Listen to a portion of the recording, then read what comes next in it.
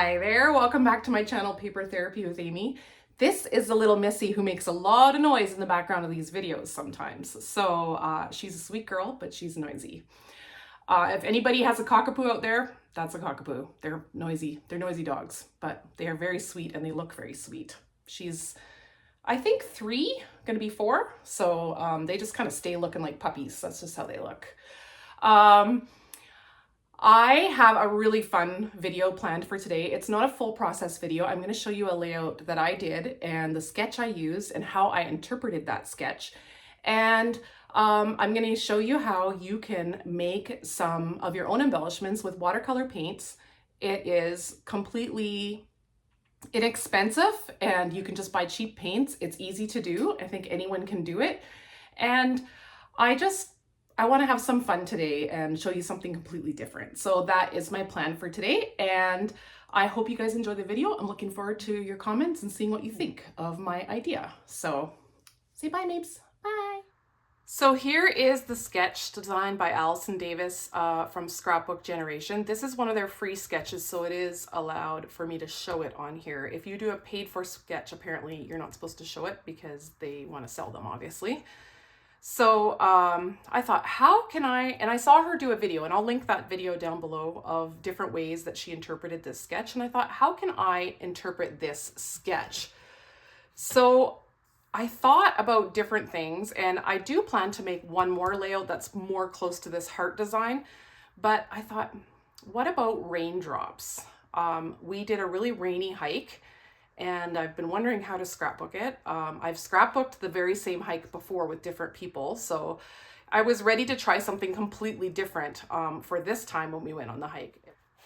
So I'm kind of nervous to show you all because it's very different. But I'm excited about it too because I think it's pretty cool. So I'm just gonna grab that sketch from under there. So you can see here, I interpreted it. I did do the clusters. I kind of thought, okay, I'm going to do the journaling on this side. So I kind of did the clusters similar. But then I also thought about just stretching it all the way out. So I thought, well, they do kind of have clusters at the corners. So I'm going to do that. And then I just kind of put them where they were pleasing to me and left this space here so I could do some journaling. And I made sure to get some going off the edge of the paper. So I made these embellishments, the raindrops I made 2 ways, and then I did some background stamping with circles on the background. These are from my stash, and if you have a Close to My Heart stash, they were a card making set that went with that owl paper. I will list it down below for you if you want to look up that. And then these larger circles were an older Close to My Heart set as well. I do think Stampin' Up! Does have some circles, so I'll suggest some for you down below, but if you have some in your stash, even better. So I stamped those onto the background. They are mostly stamped off, except for right here when I forgot to stamp off. And so when I forgot, I realized, okay, then I have to do it a few more spots to make it look like it belongs. So I did one here and here. So this is Lagoon ink from Stampin' Up! Stamped off. This is Full Strength Lagoon. This is a green, I don't even remember, I think maybe pine. And this is a stamped off darker blue, like Sapphire or Pacifica. It doesn't really matter though, because this is such a mix of blues because of the watercolor painting.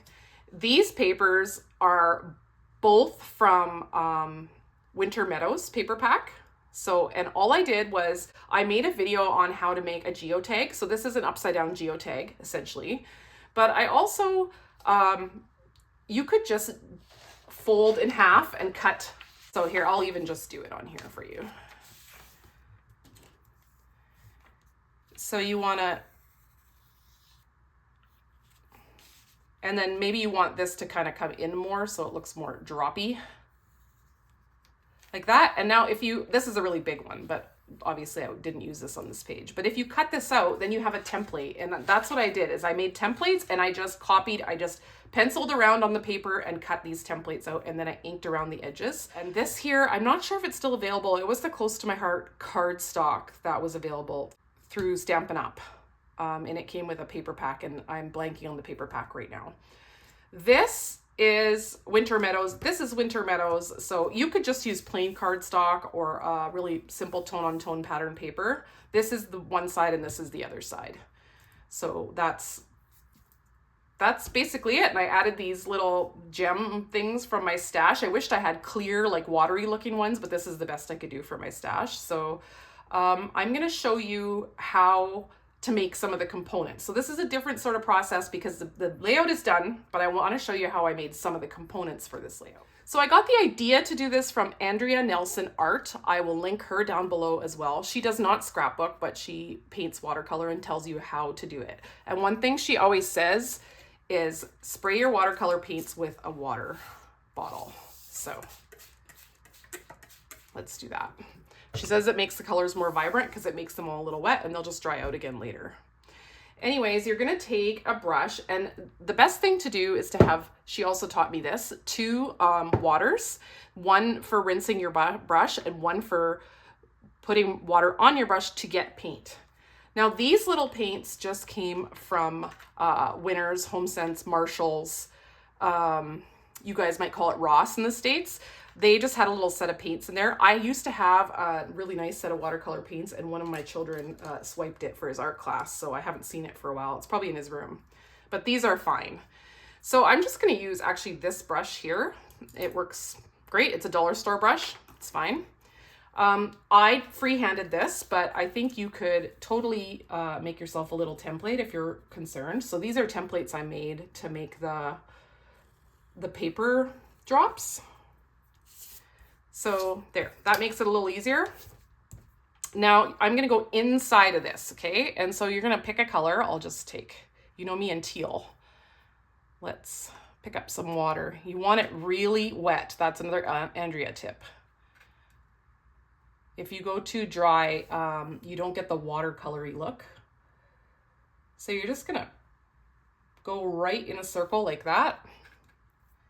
And you want these to be different. It's okay if they're different. They don't have to be the same. This is just a guideline so I know how big to make it. I did it freehand. So if you're comfortable with freehand, do freehand.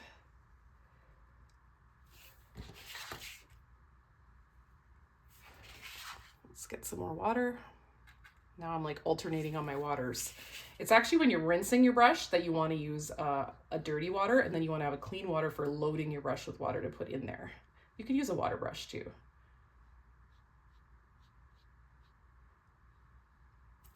See, now if you make a bump like that on the edge, you can just go a little bigger and fix it. It's really not an exact science. There we go. Now I'll do one in a darker. So now this isn't very dirty yet, but when it gets dirty, you're gonna want to rinse and then load with water from here to go back into your paints. So let's say we're gonna use this one.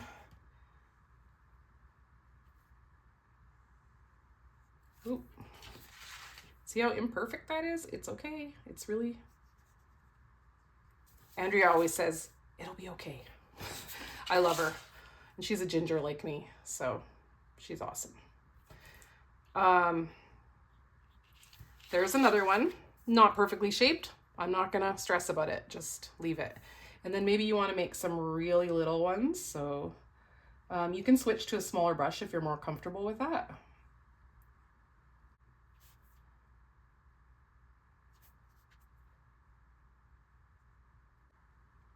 See, and if you think they're a little too pigmented, not watercolory enough, then you can soak up some with a little paper towel or tissue, and you can just add some more water to get it to be more watercolory looking. So these are good though, they're fine. But you can make a whole bunch, like fill up your whole sheet, just leave a little space so they can be fussy cut out. But then you can just pick your favorites once you have them cut and say, okay, these are the ones I like, these are the ones I'm gonna use. That's what I did. You can leave a little open spot over here if you want, but I have a fix for that if you don't. So I never did. I used a white gel pen. So now you're gonna let these dry completely. They have to be completely dry. And then you're gonna fussy cut them out with a little white edge. You're gonna just leave a white edge the whole way. You know what's bothering me about this one? It doesn't have a point, it needs a point. 100% needs a point. And if you want more pigment to one side, then you just add it while it's wet, and it'll just follow where it's wet already. It's perfect. It's good. Rinse. Okay. So now I have this. I'm going to set this aside to dry because it needs to dry 100% for this to work. So for these guys, all I did was take the paper that I want. It'd be kind of silly to have this out of wood grain, but that's okay. We're going to do it anyway. So what I did was I traced right around the edge like this, and then I cut that out. I simply just cut it out. And if you cut it out and it's not perfectly rounded everywhere, there, you can see, I need a white paper. You can see here there's some like little bit sharp edges, and you can either take your scissors to those and you can kind of try and cut continuously and cut those corners off, or this is where you can take a nail file and just sand those all nice and smooth. Good enough. And then you ink around those edges, and that really covers a lot, and it also just defines the edges and gives them a little bit more depth. But these are mostly your background ones. The depth also came from the fact that I used these papers. This is the backs of the winter Meadows, and they kind of have this watery look to them. This one is as well. So then you can just layer them up. And now you want to layer one of your painted ones on top. So here's one of my painted ones up close. Let's look at this one here. So there I picked up, didn't have the right green for this, so I picked up a few different colors, and you can kind of see them in there, but I kind of like how that looks. So, okay, I'm going to show you how I finished up my painted ones. They're not quite dry, so I'll just use this one I have here. This one's been fussy cut out. I cut around the edges, leaving a little white border. Then you're going to grab, these are just Staedtler pens. Your Stampin' Up markers would work perfect for this. You want a dark gray or a black, up to you what you want to use. I used gray on this one. And then you're going to try not to lift the pen off the paper too much, because that's when it's not straight. But this is just going to define the edge of your raindrop. So it doesn't matter if the raindrop goes outside of the line a little bit. That's no big deal. You can fix it, but it also gives it a little more character.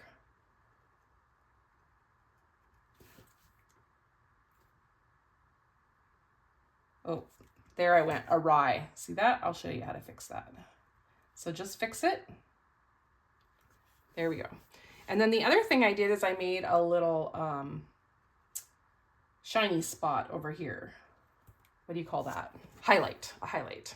It's like you would do on a balloon. Now I see that because I went a little farther in, you can see there's paint here a little bit. I'm just gonna cut this a little so it's the same the whole way. But leaving a white border really is more forgiving than trying to cut right on the edge. And then they look kind of like stickers, right? So this is when you get a white gel pen. I have the Jelly Roll pens here. This is the 10. And so this mistake right here, just cover that up with a little Jelly Roll.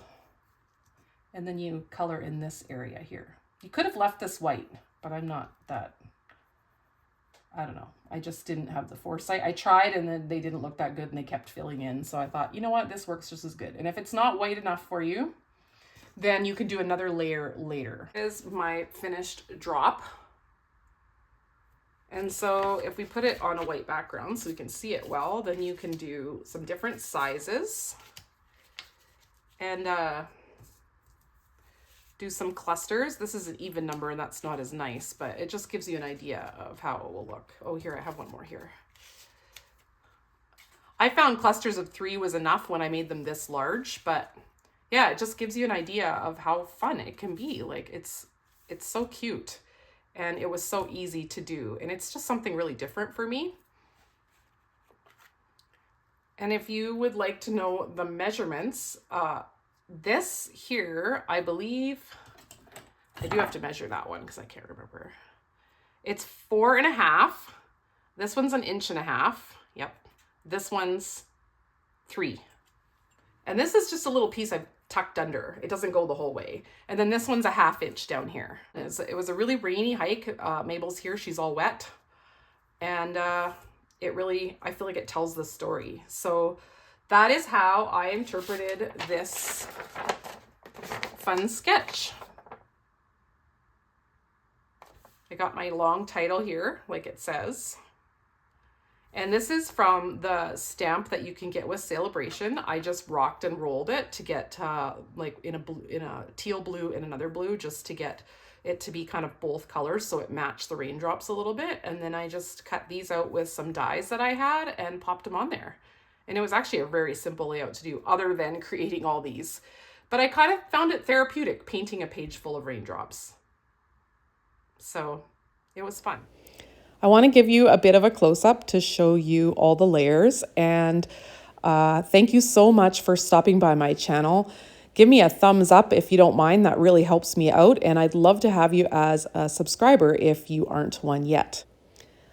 Let me know in the comments if you liked my interpretation of the sketch, and also let me know if you liked this style of video or you prefer the other style of video. I'm sure I'll be back to my regular process videos next week. If you enjoyed this video, click on the video that pops up on your screen and you might like that one too. And I'll catch you all next time here on YouTube. Bye.